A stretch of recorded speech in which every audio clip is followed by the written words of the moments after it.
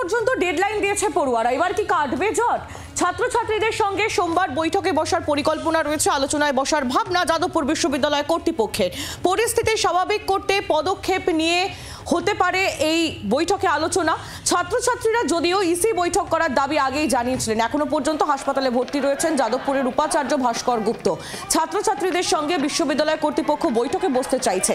বৈঠকে যাদবপুরের অধ্যাপক সংগঠনগুলিকেও ডাকার সম্ভাবনা রয়েছে বলে এখনো পর্যন্ত খবর পাওয়া যাচ্ছে।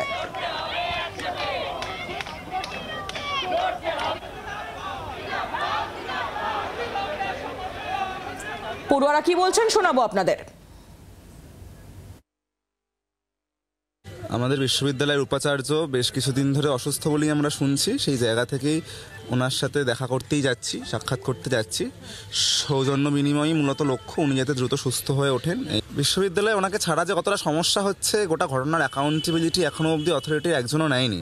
এতজন স্টুডেন্ট আক্রান্ত হয়েছে, তাদের নিয়ে মিথ্যে মামলা হয়েছে, বিশ্ববিদ্যালয় কর্তৃপক্ষের পক্ষ থেকে একজনও তাদের সাথে সাক্ষাৎ করেনি, কোনো রকম মানে বার্তা বিনিময়ও করেনি।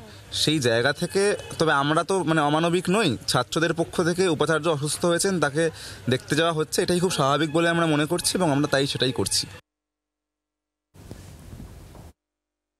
বিশ্ববিদ্যালয়ে উপাচার্য অসুস্থ থাকলেও অন্যান্য অথরিটিরা আছে, রেজিস্ট্রার আছে, প্রভিসি আছে, তো সেই জায়গা থেকে ওনারা প্রেজেন্ট থেকে এই গোটা ঘটনাটা ডিল করুন, স্টুডেন্টদের সাথে আলাপচারিতায় এঙ্গেজ করুন, এটাই আমাদের ডিমান্ড। সেটা না হলে তো দুপুর 1টা অবধি সময় দেওয়া আছে সোমবার দিন, সেটা তো থাকছেই বহাল তবিয়ত। যাদবপুরে পড়ুয়াদের বক্তব্য আমরা শুনছিলাম। যাদবপুর কাণ্ডে আহত ছাত্র ইন্দ্রানুজ রায়ের বাবা, তিনি কি বলছেন এই বিষয়ে শোনাবো আপনাদের। আন্দোলনে অনড় রয়েছে, তারা বলছে যে উপাচার্য আসুন, সোমবার পর্যন্ত ডেডলাইন দেওয়া হয়েছে। কি সেটা ছাত্ররা করছে, আমার এক তরফে ছাত্রদের কাছেও একটাই রিকোয়েস্ট, যা করবে ডেমোক্রেটিক পথে করো। যাদবপুর বিশ্ববিদ্যালয়ের উপাচার্য ভাস্কর গুপ্ত, তিনি অসুস্থ, এখনো তিনি হাসপাতালে চিকিৎসাধীন। অসুস্থ উপাচার্যকে দেখতে মুকুন্দপুরের হাসপাতালে যান যাদবপুর বিশ্ববিদ্যালয়ের পড়ুয়ারা। উপাচার্যের দ্রুত আরোগ্য কামনা করেছেন তারা। হাসপাতালে ভর্তি উপাচার্য ভাস্কর গুপ্ত, তাকে দেখতে হাসপাতালে গেলেন যাদবপুর বিশ্ববিদ্যালয়ের পড়ুয়ারা এবং তার দ্রুত আরোগ্য কামনা করেছেন তারা।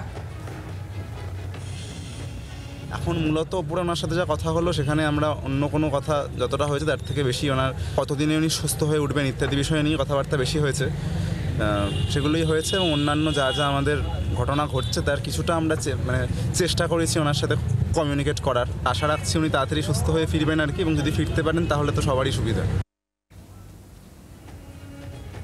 যাদবপুর কাণ্ডে এবার হুঁশিয়ারি দিলেন মদন মিত্র, বাড়িতে পা রাখতে পারবেন কিনা খবর নিন।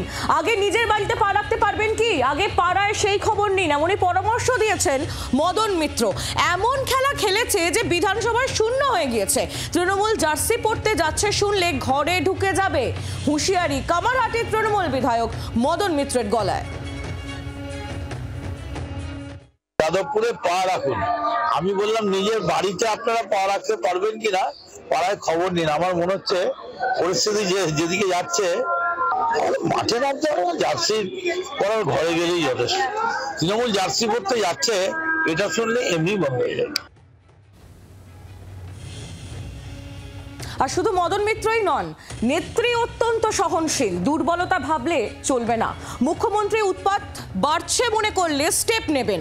যাদবপুর কাণ্ডে এমনই হুঁশিয়ারির সুর এবার শোনা গেল যাদবপুরের সাংসদ সায়নী ঘোষের গলাতেও।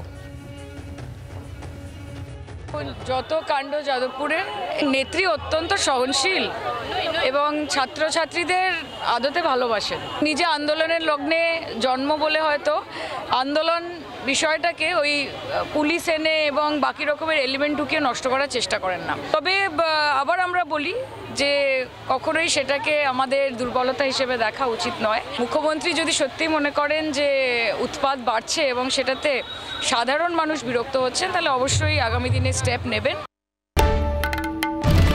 বাংলার আওয়াজ, বাঙালির আবেগ, জি 24 ঘন্টা।